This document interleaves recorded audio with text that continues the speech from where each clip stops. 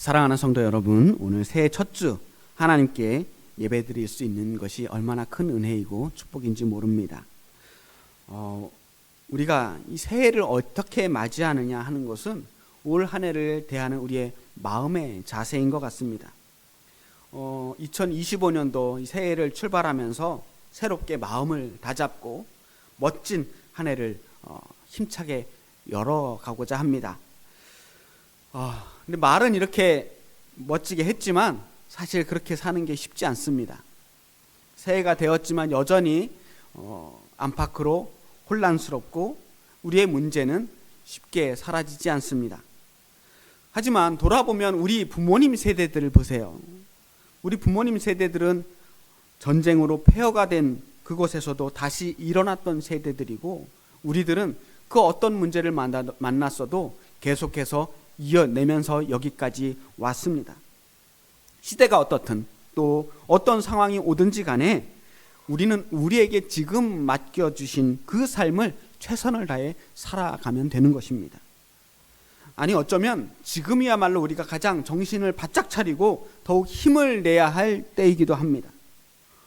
우리에게는 지금 바로 오늘 하나님이 더욱더 필요하고 믿음이 간절히 필요한 시대입니다. 저는 올해 이 엘림교회 표어를 가까이, 더 가까이라고 정해봤습니다. 주보 제일 앞면에 이렇게 실어놨는데요. 한 해 동안 계속해서 이 표어를 바라보면서 이렇게 우리 한번 살아보자 하는 다짐을 하는 것입니다. 하나님께 더 가까워지기를 바라고 성도와 성도 간에 더 가까워지기를 바라는 마음으로 이런 표어를 세워봤습니다. 요즘은 가족이 핵가족이 되었어요. 말이 핵가족이지 사실은 그 작은 가족도 한자리에 둘러앉아서 같이 밥 먹는 게 쉽지 않습니다.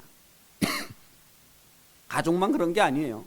가족 공동체가 해체가 되듯이 지역 공동체도, 국가 공동체도, 그리고 교회 공동체도 점점 허물어져 가고 있는 시대입니다. 각자도생이라는 말이 있습니다. 각자도생. 자기 앞가림은 자기가 해야 하는 시대라는 거예요. 남들 신경 쓸 겨를이 없습니다. 공동체의 이익보다는 내 이익이 항상 우선되는 시대입니다. 오히려 요즘 같은 시대는요, 남들이 더 무서운 시대예요. 사람들이 무섭고 오히려 남들이 나에게 신경 써주는 게 더 부담스러운 시대이기도 합니다. 제가 대학교 때 읽었던 책 중에 감옥으로부터의 사색이라는 책이 있습니다. 돌아가신 신영복 교수님께서 쓰신 책인데, 이분이 이제 감옥에 갇혀 있을 때의 경험을 감옥 안에서 조금씩 써내려갔던 책이라고 해요. 근데 그 책에서 인상적인 글귀를 기억하고 있습니다. 한 부분만 조금 읽어드릴게요. 없는 사람이 살기는 겨울보다 여름이 낫다고 하지만 교도소의 우리들은 없이 살기는 합니다만 차라리 겨울을 택합니다. 여름 징역은 자기 바로 옆 사람을 증오하게 한다는 사실 때문입니다. 모로 누워 칼잠을 자야 하는 좁은 잠자리는 옆 사람을 단지 37도의 열덩어리로만 느끼게 합니다.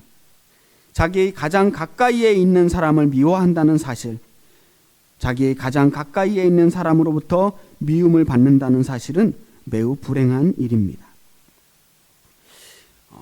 내 옆에 있는 사람을 미워한다는 게 얼마나 가슴 아픈 일인지 이야기를 하고 있습니다. 근데 살다 보면요, 항상 제일 사랑해야 하는 사람들, 제일 가까운 사람들에게 상처를 주기도 하고 또 그런 사람들에게 상처를 받기도 합니다. 늘 주변 사람들에게 그렇게 아픔을 주고 상처를 받더라고요. 아무 상관없는 사람은 내 인생에 아무런 나쁜 영향도 미치지 않습니다. 그리고 오늘날 우리 주변에 있는 사람들은 가족뿐만 아니라 조금 더 확장시켜 나가도 그 사람들이 우리의 경쟁 상대이거나 아니면 나를 위협하는 적들일 때가 더 많이 있습니다. 학교 친구거나 회사 동료거나 다 마찬가지인 것 같아요. 어떻게 보면 정말 친하게 지내야 하는 관계인데 어느 순간 서로를 의식하고 경쟁하고 비교하다 보면 그 순간 서로의 존재가 도움이 되고 힘이 되는 존재가 아니라 불편하고 싫은 존재가 되기도 무척 쉽다는 겁니다. 그렇게 사회는 점점 모래알처럼 파편처럼 흩어져 가고 있습니다. 그런 시대에 저는 오늘 공동체에 대해서 함께 모여 함께 힘을 내고 서로를 섬기고 서로 사랑하고자 하는 공동체에 대해서 이야기를 하려고 합니다. 왜냐? 우리 교회가 그런 존재이기 때문입니다. 교회를 우리는 신앙 공동체라고 말합니다. 함께 하나님을 믿고 함께 사랑하는 공동체가 교회 공동체예요. 나 혼자만 잘 믿고 나 혼자만 천국 가자는 게 교회가 아닙니다. 함께 서로 보듬어주고 살펴주고 어려울 땐 힘이 되어주고 그렇게 서로가 서로에게 따뜻한 온기를 전해주자 하는 게 교회입니다. 손 붙잡고 하나님 나라 갈 때까지 서로 으쌰으쌰 해가면서 지친 사람이 있으면 함께 어깨 동무해주고 넘어진 사람이 있으면 일으켜주면서 가자는 겁니다. 우리 교회는 작은 교회입니다. 그냥 작은 교회가 아니라 아주 작은 교회예요. 사람들이 개척교회라고 하잖아요. 그런 교회입니다. 그게 부끄러운 일도 아니고 우리의 약점도 아닙니다. 지금 우리 교회의 현재 모습이기도 하고 이 지점이 우리의 출발점이기도 합니다. 우리 교회는 없는 게 참 많아요. 빈자리도 많고 재정도 그렇게 넉넉하지 않고 일꾼도 부족하죠. 큰 교회에 비하면 모든 것이 부족할 수 있습니다. 그런데 하나님께서 보시기에는 이 땅의 교회들을 큰 교회, 작은 교회로 구분해서 보지 않습니다. 모든 교회가 다 주님의 몸된 교회이고 모든 교회가 다 하나님께서 세우신 하나님의 몸된 교회입니다. 큰 교회도 작은 교회도 저는 하나님의 필요가 있기 때문에 다 세우신 것이라고 생각합니다. 큰 교회는 큰 교회로서의 해야 할 일들이 있고요. 작은 교회는 작은 교회이기 때문에 할 수 있는 일, 해야만 하는 일들이 있습니다. 근데 사람들은 종종 자기가 없는 것들만을 바라봐요. 나에게 부족한 것들을 더 크게 보는 경향이 있습니다. 그래서 그 약점들이 자꾸 보이니까 이 약점을 자꾸 의식하면서 약점을 강점으로 바꾸기 위해서 많은 노력을 합니다. 근데 이 약점이 왜 우리에게 약점이 되었냐면 그게 쉽게 강해지지 않기 때문에 약점이 되는 거예요. 그렇게 금방 강해질 것 같으면 누가 그 약점을 달고 살겠어요? 내 마음대로 되지 않는 게 약점입니다. 저는 우리 교회가 작은 교회라는 것을 솔직하게 인정하는 것부터 출발하기로 했습니다. 우린 작아요. 그래서 할 수 없는 일들도 많이 있지만 반대로 작기 때문에 우리가 할 수 있는 일들이 뭐가 있을까? 작기 때문에 큰 교회에서는 할 수 없는 일들이 분명히 우리가 감당하는 일들이 있더라는 거예요. 약점에 실망할 것이 아니라 우리는 우리가 가진 강점을 키워나가야 하는 것입니다. 잘하는 걸 더 잘하게 하는 사람은 탁월한 사람이 될 수 있습니다. 약점을 커버해서 약점을 없애면 약점이 없는 사람은 될 수 있지만 훌륭한 사람이 되긴 어려워요. 그런데 강점을 강하게 키우는 사람은 탁월한 사람이 될 수 있습니다. 우리는 작기 때문에 서로 아주 가까이 있습니다. 물리적으로 굉장히 가까이 있어요. 그리고 더 따뜻할 수 있습니다. 큰 교회, 대형 교회 사람들이 부러워할 만한 그런 따뜻한 교회를 만들 수 있다는 거예요. 일단 말씀이 선포되는 목회자와 성도 간의 거리가 무척 짧습니다. 우리는 큰 대형 스크린이 필요하지 않아요. 제 표정이 그대로 다 보이잖아요. 저도 여러분의 얼굴이 다 보입니다. 물리적으로만 가까운 것이 아니라 마음으로도 삶으로도 좀 더 가까이 다가갈 수 있는 그런 따뜻한 교회가 되기를 소망합니다. 그럼 우리가 정말로 가까워지기 위해서는 무엇을 해야 할까? 그것을 생각하면서 말씀을 준비했습니다. 우리가 진정한 신앙 공동체, 하나님이 보시기에 참 좋은 교회를 만들기 위해서는 하나님을 먼저 가까이 해야 합니다. 하나님을 가까이 하라. 그리하면 너희를 가까이 하시리라. 오늘 8절 말씀이에요. 하나님과 가까워지는 것은 우리 믿음 생활에서 가장 중요한 우선순위입니다. 하나님과 가까워지지 않으면서 사람들끼리만 가까이 지낸다? 이건 사실 교회가 아니고 친목단체예요. 여느 친목단체들도 사람끼리는 엄청나게 친하게 지낼 수 있습니다. 그런데 우리의 우선순위는 하나님과 먼저 가까워지는 것입니다. 그럼 어떻게 하면 하나님과 가까워질 수 있을까? 그걸 우리 한번 생각해 보자는 거예요. 하나님께 가까이 가기 위해서는 우리가 먼저 하나님 앞으로 다가서야 합니다. 그냥 하나님은 이미 우리 곁에 계세요. 가까이 계신 정도가 아니라 바로 우리 옆에, 아니 우리 안에 계시는 분이 하나님이라고 이야기하잖아요. 그런데도 이미 그분과 함께 있고 그분이 바로 우리 곁에 계신데도 우리가 하나님께 가까이 간다는 말은 무슨 말인가? 예전에 시집 제목 중에 좀 그런 제목이 있어요. 좀 낯간지러운 제목을 많이 쓰시는 유시화 시인이라는 시인이 쓴 시집 제목이 어떤 시가 있었냐면, 나는 그대가 곁에 있어도 그대가 그립다. 그대가 곁에 있어도 그대가 그립다는 거예요. 그런데 정말 요즘 그런 관계들이 많아요. 바로 곁에 있는데, 늘 옆에 있는데도 여전히 가까워지지 못하는 관계들이 많이 있어요. 같은 건물에서 매일 얼굴을 마주쳐도 서로 얼굴만 알지 이름도 모르는 채 지나가는 사람이 얼마나 많습니까? 바로 옆집에서 몇 년씩 살아도 통성명도 하지 않고 어떤 사람인지 알지도 못하며 사는 것이 오늘날 이 시대예요. 물리적으로 가까이 있다고 가까운 사이가 아닙니다. 하나님도 마찬가지예요. 하나님께서 바로 우리 곁에 계시지만, 그러나 우리가 그분께 먼저 다가서지 않으면 우리는 하나님과 가까워질 수가 없습니다. 하나님께서는 늘 우리 곁에서 우리가 한 발 더 나가서 하나님께로 다가와 주시기를 기다리고 계십니다. 문 바로 앞에서 문을 열어주기만을 기다리고 계신다는 거예요. 우리가 하나님께 다가서는 방법은 너무나 간단합니다. 일단 하나님과 대화를 시작하는 거예요. 말을 거는 거예요. 하나님, 저 아무개입니다 하고 대화를 시작해야 돼요. 하나님과의 대화, 그게 뭐예요? 기도입니다. 기도는 하나님께 가까이 하기 위한 성도들의 가장 쉬운 방법이고 가장 빠른 방법입니다. 그냥 하나님 하고만 불러도 일단 대화는 시작하는 거예요. 내가 기도할 줄 모른다? 그럼 하나님 부르기만 하세요. 그럼 하나님이 왜? 하고 돌아봐 주시는 거예요. 거기서부터 대화가 시작되는 겁니다. 말문을 트는 거예요.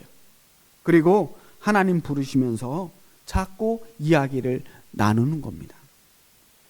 자주 대화하면 자연스럽게 친해지게 되어 있습니다. 제일 쉽고 제일 빠른 방법입니다. 올해 기도로 하나님께 가까워지시는 저와 여러분이 되시길 주님의 이름으로 축복합니다. 두 번째는 성경 말씀을 묵상하는 거예요.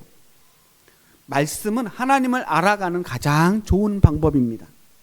성경 말씀을 통해서 하나님께서 예전에 어떤 상황에서 어떻게 말씀하셨는지를 배우게 됩니다. 그때 그들에게 그렇게 말씀하셨던 하나님이라면 그와 비슷한 형편에 처해 있는 바로 지금 나에게 하나님은 어떻게 말씀하실까를 보는 거예요. 그래서 예전에 그 말씀을 하나하나 마음에 새기다 보면 지금 나에게 하시는 하나님의 음성을 들을 수가 있게 됩니다. 성경은 그저 옛날에 한번 선포되었던 말씀이 아니고요, 역사 속에 그냥 사라지는 과거의 말씀이 아닙니다. 오늘날에도 이 성경 말씀을 통해서 계속 우리의 삶의 자리에서 새롭게 선포되는 말씀이에요. 그래서 그 말씀을 계속 읽다 보면 하나님이 과연 어떤 분이신지, 또 얼마나 우리를 사랑하시는지, 또 지금도 어떻게 일하고 계시는지를 깨닫게 됩니다. 하나님의 뜻과 계획을 알게 되면 우리는 더욱 신실하게 하나님을 믿을 수가 있고요. 믿음이 점점 더 성숙해져 갑니다. 귀찮고 어려운 일일 수 있어요. 생각만 해도 두꺼운 책입니다. 글씨가 너무 많아요. 그런데 그 말씀이 그냥 책에 있는 지식이 아니라 오늘 나에게 주시는 하나님의 말씀이라고 생각하면 단 한쪽을 읽어도 그 말씀이 너무나도 달고 귀한 말씀입니다. 귀찮고 어렵다고 포기할 수가 없습니다. 여러분, 한꺼번에 다 읽으려고 하지 말고 하루에 조금씩이라도 하나님의 말씀을 귀를 기울여 보자는 거예요. 거기서부터 시작하는 겁니다. 그 말씀을 통해서 틀림없이 하나님을 만나고 하나님과 가까이 하게 될 줄 믿습니다. 올 한 해 우리 말씀과 가까워지는 우리 엘림교회 성도님들 되시길 주님의 이름으로 축복합니다. 세 번째는 예배를 통해 하나님께 나아가야 합니다. 예배는 하나님께서 오늘 이 시간 이 자리에 임재하신다라고 하는 것을 믿고 그 현장에 우리의 몸을 움직여서 함께 참여하는 겁니다. 몸과 마음을 다해 하나님께 예배하는 것입니다. 머리로만 믿는 게 아니고 마음으로만 믿는 게 아니에요. 사람들 중에 그런 사람들 있죠. 나 하나님을 믿기는 믿는데 교회는 안 다녀요. 내 마음속으로 하나님 계신 건 알기는 아는데 마음으로 예수님도 사랑하는데 제가 생각할 때는 교회는 이런저런 많은 문제들이 있어서 교회는 안 다니고 믿기는 합니다. 심정적으로 저는 그리스도인이에요 라고 말하는 사람들이 있어요. 이건 마음으로만 믿는 겁니다. 머리로 지식으로는 하나님을 잘 알지도 몰라요. 성경에 대해서 지식도 제법 깊을 수 있습니다. 그런데 교회는 안 다닌다? 그래요. 교회 다니지 않아도 나는 예수 믿으니까 구원받을 겁니다 라고 말하는 사람들도 있어요. 소위 말하는 가나안 성도들, 교회 안 나가는 가나안 성도들이 그런 말씀을 많이 하십니다. 교회에서 이런저런 상처를 받거나 어떤 문제들이 있어서 교회를 떠난 분들이 그런 이야기들을 하시더라고요. 그런데 그분의 말씀이 어쩌면 조금은 이해가 되긴 하지만, 얼마나 아프고 힘들었으면 그럴까 이해가 되긴 하지만 저는 그분들의 신앙이 완전하지 않다라고 생각합니다. 왜냐? 예배의 생활이 빠진 신앙생활은 반쪽짜리이기 때문입니다. 예배는요, 하나님을 내가 있는 곳으로 불러들이는 것이 아닙니다. 내가 하나님께 나아가는 겁니다. 내 몸과 마음을 다해서 하나님이 계신 곳을 향해 내가 앞으로 나아가는 거예요. 예배를 드릴 때마다 우리가 이렇게 정해진 장소에, 구별된 장소에, 정해진 시간에 꼭 그 자리에 나아가서 예배하려고 하는 이유가 뭐예요? 현장성이 중요하다는 겁니다. 이 장소만 거룩하고 이 예배당만 거룩해서가 아니에요. 이곳에 하나님이 계시다라는 것을 믿고 고백하면서 하나님과 나와의 약속이 지켜지는 행위, 내가 하나님 만나기로 한 장소에, 만나기로 한 시간에 내가 몸을 다해서 그 자리에 나와 하나님을 만나고자 하는 그 마음, 그 몸, 그것을 하나님께서 기쁘게 받으시기 때문입니다. 이 행동을 통해서, 이 예배라는 행위를 통해서 우리는 정말로 하나님께 가까이 나아가는 것입니다. 그렇게 우리는 예배의 자리에 하나님과 가까이 하기 위하여 이 시간에 모인 것입니다. 저는 2025년도에 엘림교회가 하나님께 그렇게 더욱 가까이 가는 한 해가 되기를 간절히 소망합니다. 그리고 또 하나, 하나님과 이렇게 가까이 갔을 뿐만 아니라 하나님께 가까이 간 이후에 성도와 성도 간의 거리도 좀 더 가까워지기를 바랍니다. 아까 제가 하나님께 가까이 가지 않으면 성도와 성도와의 가까워지는 그 모든 행위들이 침묵 행위라고 말씀드렸습니다. 하지만 하나님께는 가까이 가는데 성도와 성도가, 사람과 사람 간에 서로 사랑하지 못하고 가까워지지 못한다면 그건 어떨까요? 그것은 마음으로는 믿지만 이 믿음이 행동으로 옮겨지지 못하는 것입니다. 사랑을 배웠는데, 하나님께 사랑을 배웠는데 그 사랑이 전달되지 못하는 거예요. 나에서 끝나는 겁니다. 행함이 없는 믿음은 죽은 믿음이라겠어요. 아무리 기도 많이 하고 성경 많이 읽고 예배 열심히 드리면 뭐합니까? 예배당만 나서면, 이 교회 밖을 나서는 순간 도무지 그 사람의 삶에서 그리스도의 향기가 느껴지지 않는다면, 그 사람의 삶 속에서 그리스도의 사랑을 찾아볼 수 없다면, 도무지 믿는다는 사람이 예수님을 닮은 구석이 조금도 없다면 그 문제 있는 겁니다. 믿음이 마음에서 끝나는 것이 아니라 우리의 삶에 적용되어야 하는 것입니다. 그러기 위해서 우리가 제일 먼저 딱 하나 생각하면 뭘 먼저 해야 될까? 우리 서로 레크리에이션 많이 하고 친교 많이 하고 대화 많이 하면 될까요? 많은 생각을 해봤는데 10절 말씀에서 저는 오늘 첫 번째 해답을 발견했습니다. 10절 말씀, 주 앞에서 낮추라. 그리하면 주께서 너희를 높이시리라. 저는 그리스도인으로서 믿는 사람으로서 제일 먼저 갖춰야 될 덕목은 겸손이라고 생각했습니다. 겸손해야 돼요. 믿는 사람은 누구보다 겸손해야 됩니다. 왜냐? 우리가 죄인이라는 것을 깨닫기 때문입니다. 믿음의 출발은 주여 제가 죄인입니다. 내가 죽을 수밖에 없는 죄를 지었는데 주님께서 우리를 구원하여 주셨습니다. 우리가 아무것도 한 일이 없는데 주님의 보혈의 공로로 우리를 구원해 주셨습니다. 이게 믿음의 시작이에요. 내가 죄인입니다 라고 하는 이 고백이 있어야 감사가 나오고, 정말 내가 낮은 자리에 있어야 하는 사람이구나 라고 하는 고백이 시작되어야 진정으로 그때부터 다른 사람들을 진실되게 섬길 수가 있습니다. 우리가 감당할 수 없는 사랑을 이미 받은 사람이라는 것을 인정해야 우리도 아무 조건 없이 다른 사람들을 사랑할 수가 있습니다. 이게 안 되면요, 다 가식적이고 외식하는 사람이 됩니다. 겉만 그럴듯한 사람이 되는 거예요. 말로는 날마다 사랑합니다, 형제님, 자매님, 온갖 번드르르한 이야기를 하는데 마음속에 이 겸손함이 없으면 가짜예요. 내가 섬긴다고 말은 하지만 마음속으로는 나는 거룩한 사람이고 당신들은 죄인이야. 나는 믿어서 구원받은 사람이고 당신들은 아직 죄인이야. 당신은 아직 멀었어 라는 마음이 있다면 그게 어떻게 온전히 그 마음이 전해질 수 있겠습니까? 말로는 사랑한다고 이야기를 하는데 그 사랑에 자꾸만 조건이 붙어요. 이것도 해야 되고 저것도 해야 되고. 그런 조건이 붙는 사랑은 거짓 사랑입니다. 주님 앞에서 우리가 먼저 한없이 낮아지고 겸손해져야, 그래야 온전한 모습으로 우리가 다른 사람을 사랑하고 섬길 수가 있는 것입니다. 사람과 사람과의 거리가 가까워지기 위해서는 친화력이나 좋은 성격이 먼저가 아닙니다. 겸손함이더라고요. 나를 먼저 낮추는 자세가 필요합니다. 내가 먼저 섬기는 사람, 내가 먼저 다가가고 먼저 손잡아주고 먼저 사랑한다고 말하는 사람, 먼저 안아주고 먼저 내 마음을 열어주는 사람, 먼저 웃어주는 사람, 그런 사람이 어떤 사람이냐?